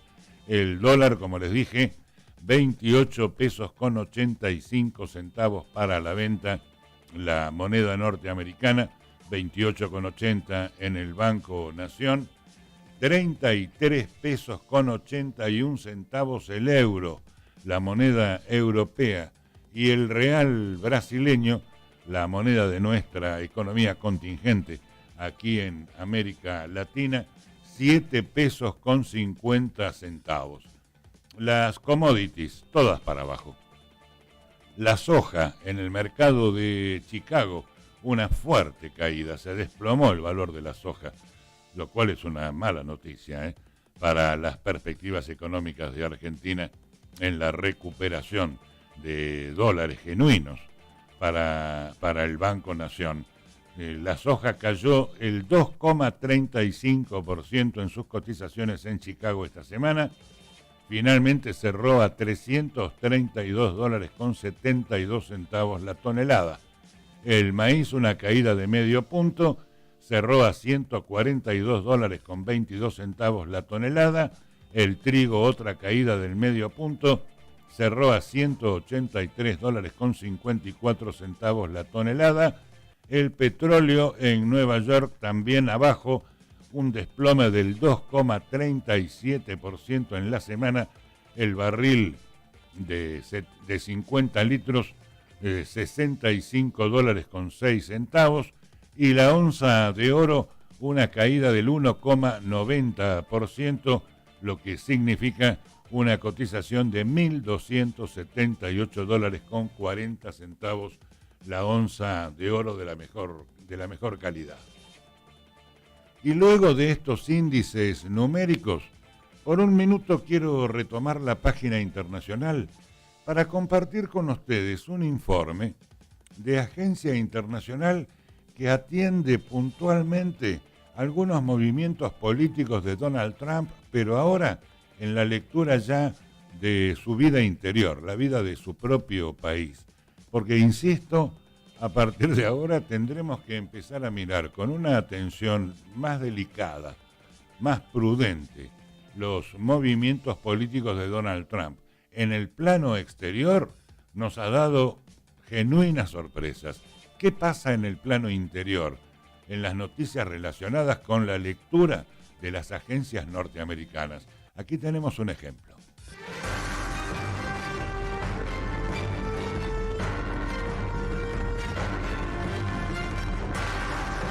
Estados Unidos anunció el viernes un arancel del 25% a varios bienes importados de China valuados en $50.000 millones, a lo que China respondió advirtiendo que aplicará inmediatamente castigos comerciales equivalentes en represalia a los productos estadounidenses, con lo que las dos economías más grandes del mundo agravaron su disputa comercial. El Ministerio de Comercio de China agregó que también está deshaciendo los acuerdos que había hecho con Washington en conversaciones dirigidas a desactivar una disputa comercial generalizada. En una declaración, el ministerio chino no dio detalles de qué bienes estadounidenses se verían afectados, pero China anunció posibles objetivos en abril, entre ellos soya, aeronaves ligeras, jugo de naranja, whisky y carne de res. El lado chino no quiere librar una guerra comercial, pero frente a la miopía del lado estadounidense, China tiene que contraatacar con fuerza, añadió la declaración.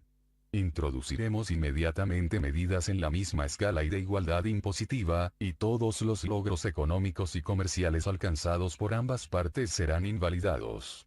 La respuesta china fue anunciada luego de que el gobierno del presidente Donald Trump prometió de nuevo tomar medidas drásticas en respuesta a lo que él llama prácticas comerciales injustas de parte de China. En una declaración el viernes, Trump dijo: Estados Unidos no puede tolerar más perder nuestra tecnología y propiedad intelectual por medio de prácticas económicas injustas. La representación comercial de Estados Unidos dijo que los nuevos aranceles estadounidenses comenzarán a ser cobrados el 6 de julio. Trump ya ha impuesto aranceles a las importaciones de acero y aluminio de Canadá, México y la Unión Europea, por lo que sus aranceles contra China pudieran desatar una guerra comercial entre las dos mayores economías del mundo. El portavoz de la Cancillería china Geng Shuang dijo el viernes horas antes que la respuesta de su país sería inmediata y que Beijing tomará las medidas necesarias para defender nuestros derechos e intereses legítimos. Geng no dio detalles. Beijing previamente dio a conocer una lista de productos estadounidenses valorados en $50.000 millones que enfrentarían aranceles de represalia, incluso carne de res y frijol de soya, algo que afectaría a los partidarios de Trump en las áreas rurales. La decisión de Trump sobre los aranceles a China fue hecha después de que el mandatario estadounidense tuvo una cumbre centrada en asuntos nucleares con el líder norcoreano, Kim Jong-un, y luego de que le pidió a China que mantenga la presión económica contra Corea del Norte para que ésta elimine su arsenal nuclear. Funcionarios del gobierno estadounidense han indicado su respaldo a la imposición de aranceles en una disputa sobre acusaciones de que Beijing se roba tecnología o presiona a compañías extranjeras para que la entreguen, de acuerdo con funcionarios conocedores del plan. Wall Street presencia con nerviosismo la escalada de tensiones comerciales, temerosa de que pudieran asfixiar el crecimiento de la economía estadounidense y minar los beneficios de los recortes de impuestos a los contribuyentes norteamericanos firmados por Trump el año pasado. Si se termina con una batalla de aranceles, se termina con inflación y se podría terminar con deuda de los consumidores. Esos son los ingredientes históricos de una desaceleración económica, dijo Gary Cohn, ex asesor económico de Trump, en un evento auspiciado por el diario The Washington Post.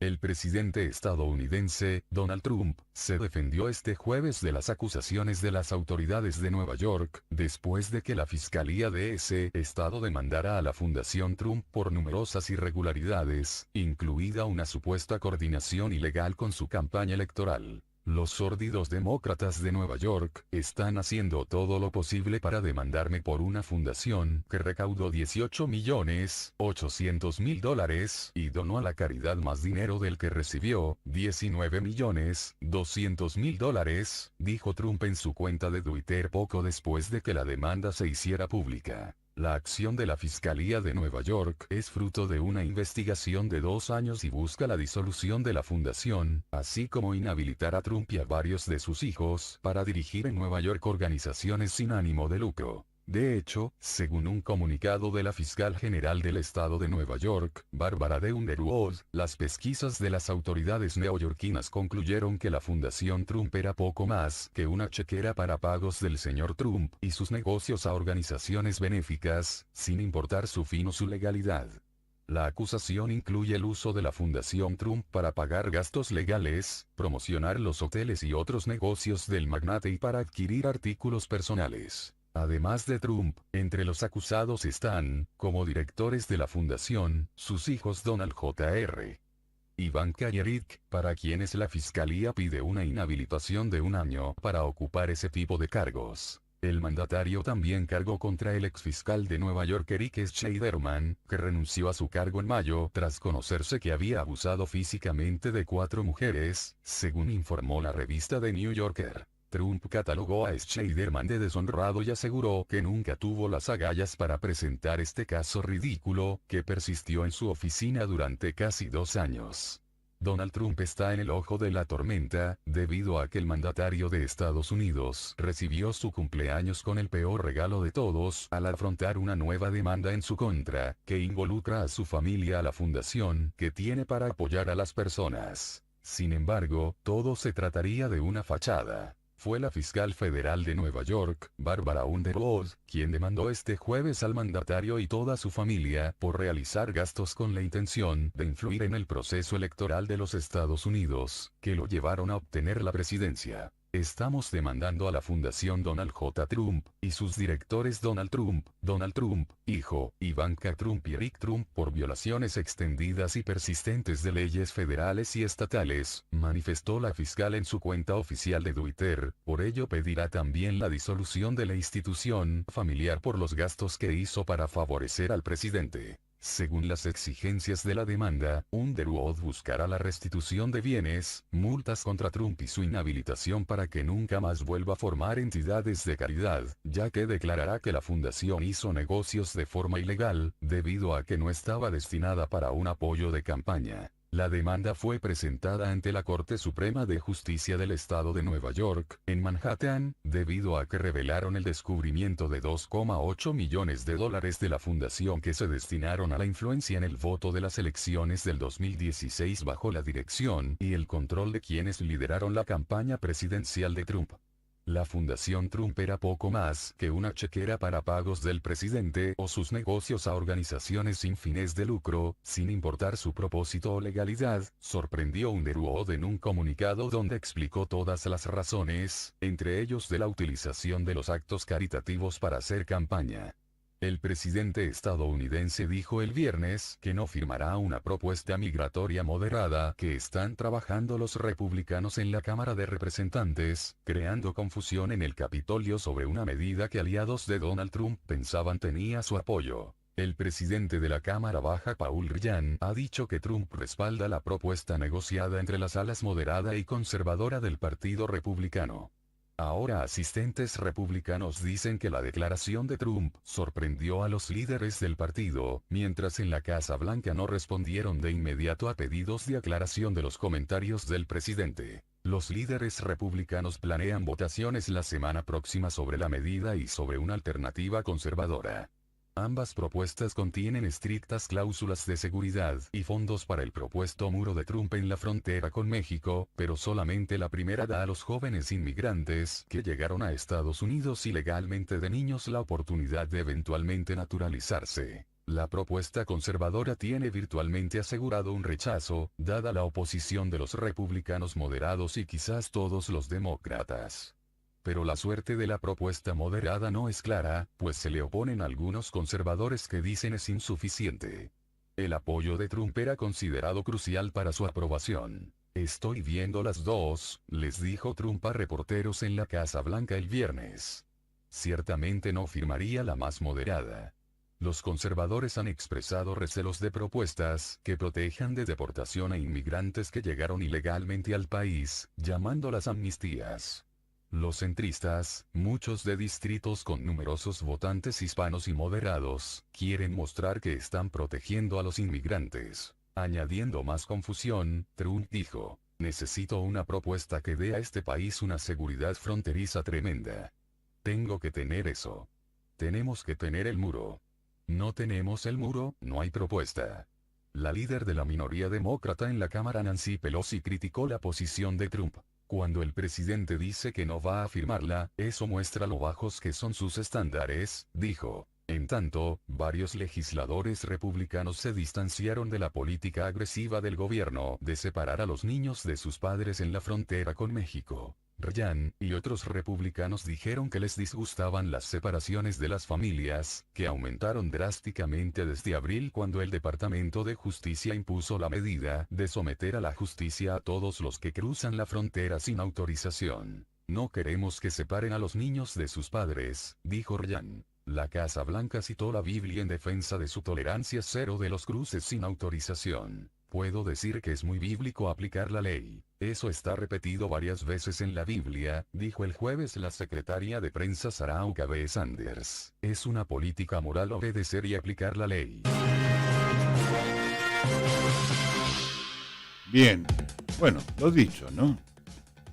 El hombre parece no tenerlas todas consigo en su política interior, tiene sus dificultades.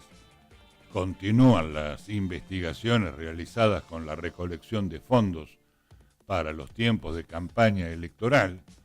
El Partido Republicano, sin embargo, que comenzó la gestión Trump queriendo imponer condiciones ante lo que parecía una supuesta debilidad mediática de Donald Trump, insisto, con su pelo naranja y sus expresiones explosivas, pero va teniendo que allanarse el propio Partido Republicano al formato político de este presidente nacionalista, con un nacionalismo económico con un nacionalismo de orden regional inesperado en la relación con Canadá por un lado y en el muro que está dispuesto a ponerle a la penetración mexicana de naturales de ese país que ingresan a Estados Unidos en forma ilegal.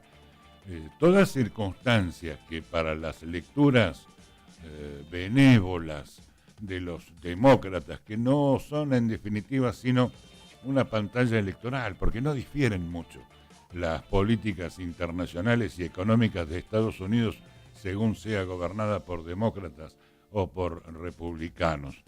Y Trump parece haber roto con todas esas estructuras políticas, con esos formatos políticos que tenían evidentemente cansado a la población norteamericana.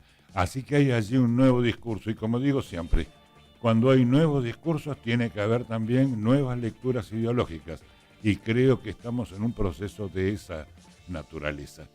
Bueno, quería agregarle esta pequeña página del Titulario Internacional a nuestros contenidos de hoy, para que no faltara también la perspectiva de la propia prensa norteamericana.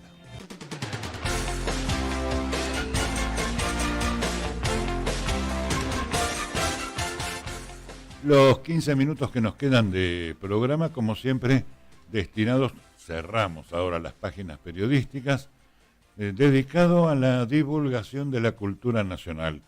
Nuestro productor ejecutivo, Alfredo Argento, hace ya unas semanas que viene indagando en la selección de autores, de poetas argentinos. Hemos pasado por Cortázar, por Borges, la lista es larga.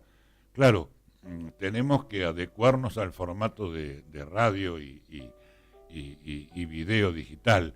Es decir, nuestro interés ahora está en reproducir con sus propias voces los escritos de las grandes páginas de la literatura nacional cercana, obviamente por razones técnicas evidentes, no hace falta explicarlas. Hoy nos encontraremos con Silvina Ocampo, Silvina Inocencia Ocampo. No confundir con Victoria Ocampo, ¿eh? Las dos hermanas, bueno, en realidad Victoria Ocampo opacó de alguna manera a Silvina porque Victoria tenía una participación en la vida social de Argentina mucho más intensa, mucho más aguda que la de su hermana Silvina. Sin embargo, a la hora de comparar las obras literarias de ambas hermanas, allí la cosa está mucho más pareja, ¿eh? Y la obra de Silvina tiene una profundidad muy interesante. Bueno, nació un 21 de julio de 1903 y falleció un 14 de diciembre de 1993, Silvina Ocampo, Silvina Inocencia Ocampo. Escritora, cuentista y poeta.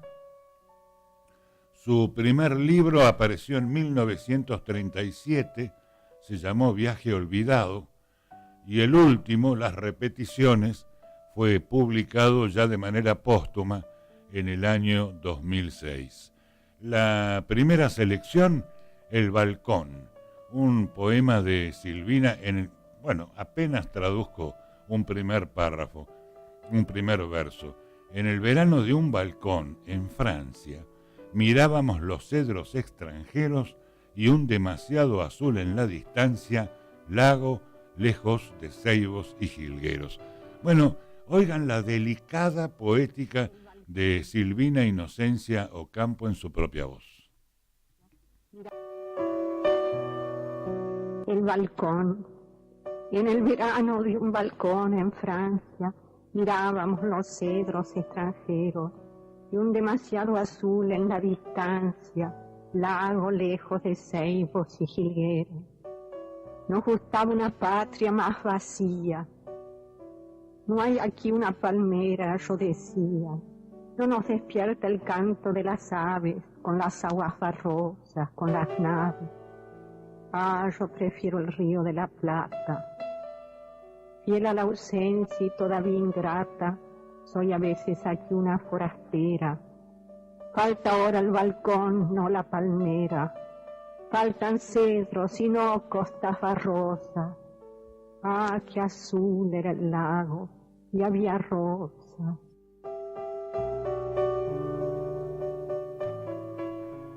Ah, yo prefiero el río de la Plata, fiel a la ausencia y todavía ingrata, soy a veces aquí una forastera.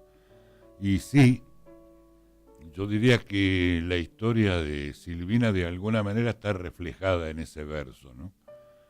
Insisto en el comentario anterior, muy posiblemente relacionado con la relación con su hermana, Victoria, que tenía una actitud mucho más exterior, mucho más fuerte, y de hecho, residentes ambas en la épica Mar del Plata de sus inicios, el gran destino turístico de Argentina, por entonces Victoria era la figura descollante y de hecho quien hasta se ha llevado los nombres de las calles en Mar del Plata. Pero en la obra poética yo no sé cuál de las dos es más atractiva. Durante gran parte de su vida, la vida de Silvina, su figura fue opacada por la de su hermana Victoria y por el esposo de Victoria, Adolfo Bioy Casares, que supo, y el amigo de ambos, Jorge Luis Borges, que recuerden que con Bioy Casares hicieron un dueto extraordinario en la redacción de literatura policial, ¿no? Pero bueno, con el paso del tiempo, la obra de Silvina ha sido reconocida y pasó a ser considerada una autora fundamental de la literatura argentina del siglo XX. Oigan este bello y más dramático poema que se llama A una persona dormida. Oigan, no lograrás que ciega sea tu frente, en tus cerrados ojos persistente será el mundo que has visto, sus reflejos serán los dibujados azulejos de trémula memoria que has guardado. Aquí ya estamos en otra etapa de la construcción poética de Silvina. El poema se llama A una persona dormida. No lograrás que ciega sea tu frente, en tus cerrados ojos persistente será el mundo que has visto, sus reflejos serán los dibujados azulejos de trémula memoria que has guardado. Escalinatas blancas, un pescado, un león que tiene cara de señor. Todo es mentira y todo es cierto ahora. Podrás ser criminal o ser cantor, la tarde infiel, la pacificadora costa donde el océano comienza, y un grabado las palmas y una trenza, la bofetada, el lívido estileto, el principio falaz de algún soneto. Ah, si tuviera el sueño un argumento como el de la vigilia largo, un cuento diverso de la vida, otros amores, otros antepasados y en colores ultravioletas vistos por palomas, otros jardines, piedras con aromas. Si los sueños atónitos pudiesen buscarse unos a otros, si se viesen para seguir tu sueño tan fraterno, sin asombro yo iría hasta el infierno. Cruzaría las cárceles oscuras de Piranesi o Kafka, las torturas, con certeza de sombra, con paciencia, y en deslumbrados tiempos de clemencia, como Polícrates no arrojaría mi anillo, toda dicha guardaría en inmóvil postura de diseño, para llevar mi sueño hasta tu sueño. Silvina y su marido, Bioy Casares, tenían una relación muy estrecha con Jorge Luis Borges. Como les dije antes, Bioy Casares y Borges además tuvieron tarea literaria conjunta. Durante la mayor parte de la carrera de Silvina, la crítica argentina no reconoció el mérito de sus obras debido en cierto punto a esta relación con Jorge Luis Borges, particularmente no tanto en la obra poética, donde la pluma de Borges ni siquiera diríamos que era influyente, era una pluma excepcional, posiblemente de otra magnitud, pero sí en la tarea de Silvina como autora de cuentos. Sus cuentos fueron menospreciados porque no se los consideraba suficientemente borgianos, ¿no? Tan fuerte era la influencia de Borges en los autores de la época y particularmente en esta pareja, siendo que eran amigos personales. De alguna manera fue el culto a Borges y el culto a su hermana Victoria Ocampo la que no dejó que los críticos comprendieran esta originalidad al mismo tiempo formal y temática de sus cuentos y de su obra poética. Los vieron como un fracaso en un intento de copiar el estilo borgiano, y en realidad a mí no me luce así. Creo que la pluma de Silvina es una pluma fresca, juvenil y absolutamente formal dentro de formalmente poética dentro de su originalidad. Recién en la década del 80, me refiero a 1980, críticos y escritores empezaron a reconocer el talento literario de Silvina Ocampo y también fue reconocida en los Estados Unidos en 1983. Fueron los representantes más conspicuos de la revista Sur, ¿no? Los que intentan rescatar el acervo cuentístico de esta autora. Ocampo ha sido descrita como una mujer tímida. Era, a diferencia de su hermana Victoria, ¿no?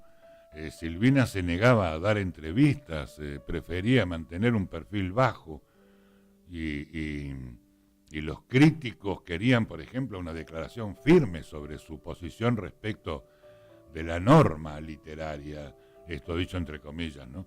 Para saber cómo leerla y cómo asegurarse de la interpretación correcta, pero no lo lograban.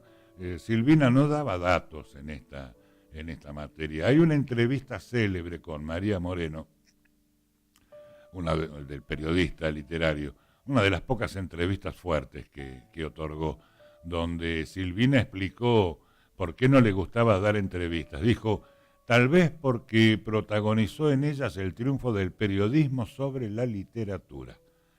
El único requisito que puso Ocampo para ser entrevistada fue que ninguna de las preguntas fuera sobre literatura. No quería dar claves en esa materia. Se conoce su definición. Oigan esto, escribo porque no me gusta hablar.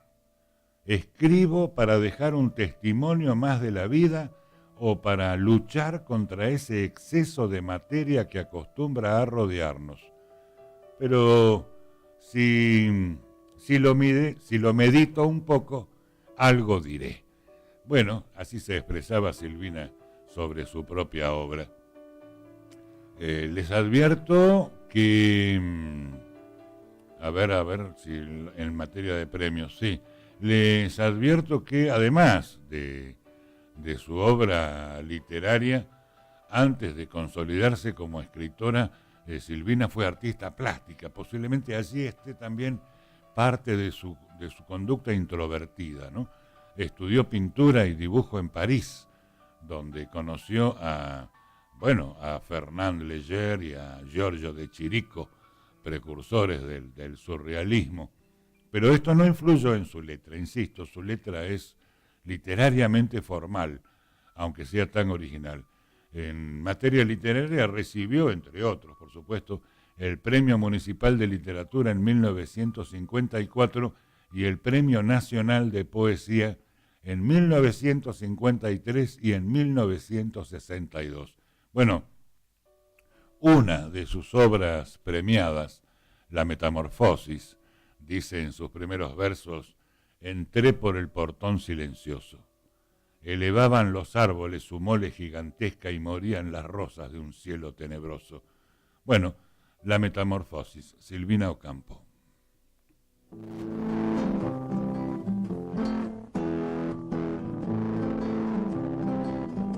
La metamorfosis. Entré por el portón del jardín silencioso. Elevaban los árboles su mole gigantesca y morían las rosas de un cielo tenebroso. Pensé, antes que amanezca, conoceré por fin la múltiple verdad. Me esconderé en la sombra de este antiguo follaje y hallaré claramente aquí en la oscuridad, sin que nadie me ataje, la llave del secreto que hace mi desventura. Me detuve un instante, como un crimen sentía mi imperiosa desdicha, mi curiosidad pura, lejos del albo día. Me aproximé a la casa, no se oían mis pasos sobre las rumorosas piedritas del camino. Me acerqué a tu ventana a contemplar los lazos que tramaba el destino. Sobre vidrios helados apoyé mi cabeza y vi en la luz eléctrica de la pieza encendida lo que yo había en sueños visto con mi tristeza. Cambió toda mi vida. Fui la sombra, el obstáculo, fui un abismo infinito donde el perfume pérfido del jazmín se elevaba. En un furioso mar fui el no escuchado grito de un hombre que me amaba. Fui veneno y cuchillo, lepra en una mejilla, fui el ladrido del perro en mi desolación, la muerte numerosa y en su lejana orilla fui solo un corazón. Quise golpear el vidrio, mas no pude, mi mano se había transformado en manojo de plumas. Quise golpear el vidrio con mi cuerpo lejano y huyó como las brumas. No me conoció el perro y en la oscuridad lila eran nuevos los húmedos perfumes del rocío. Y sobre las corolas de las flores en fila brillaban como un río. ¿Quién vive en esta casa? He muerto cuántas veces. ¿Cómo será mi sombra? Oh amor, ¿qué es lo que soy? Ave, piedra o araña, uno de los cipreses o nada, tal vez soy. La verdad es mentira, la mentira es lo cierto. Morir es transformarse en lo que no se espera. Oh rayos de la luna, yo muero y aún no he muerto. Soy una enredadera. Y mi voz se mezcló a las voces heladas de la estatua y al hierro del oscuro portón y a las voces del banco de maderas gastadas que oyó mi corazón. Bien, una poesía clara, una poesía diáfana, una poesía sencilla, como les dije, una poesía técnicamente muy bien elaborada, pero juvenil, privada. Esta es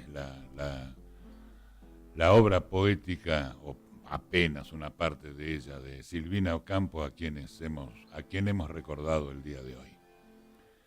Bien amigos, y de esta manera llegamos al final de nuestro episodio semanal. Con la producción ejecutiva de Alfredo Argento, Fernando Brunet les saluda y propone, si Dios quiere, reencuentro.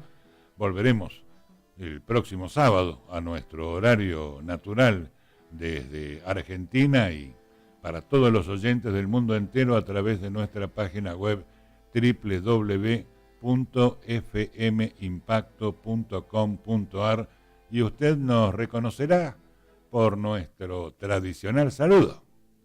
Buenos días, Buenos Aires.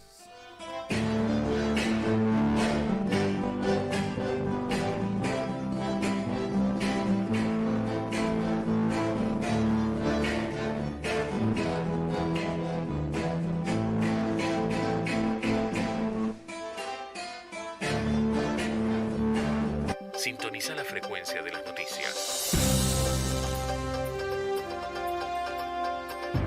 Toda la actualidad del país, de la provincia y de nuestro Villa Gesell en FM Impacto. FM Impacto 95.5.